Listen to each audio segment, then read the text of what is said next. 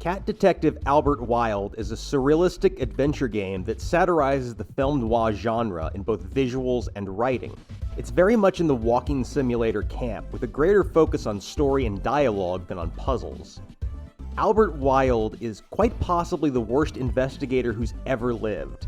Between his losing gambling habit, a torrent of lawsuits from former clients, and the chief of police refusing his calls, it's no wonder that he's neck-deep in bills. Out of a desperate need to pay off his bookie, he takes a job to work a case that even the police can't solve, a mysterious murder with no obvious cause of death.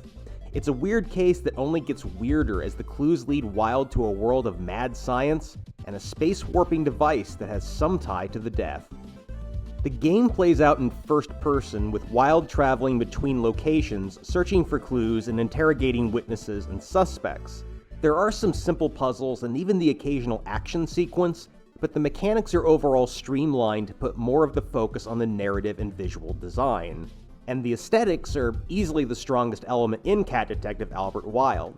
The game does a fantastic job in capturing the gritty, grainy, rain-soaked look of vintage film noir cinema, with lots of little details to pick out as Wilde explores the seedier and occasionally prettier parts of the city.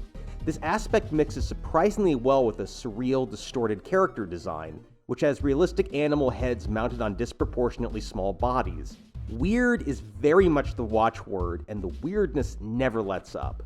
The weirdness extends to the writing as well. Most of the dialogue is a parody of classic hard-boiled detective writing, intercut with sci-fi flavored surrealism.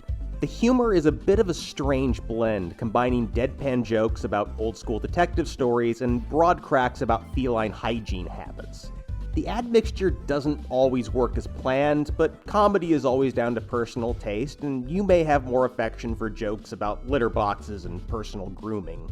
Ultimately, whether or not you like Cat Detective Albert Wilde is going to come down to whether you appreciate surrealism and especially surreal humor. If the willfully bizarre is up your alley, then this just might be for you.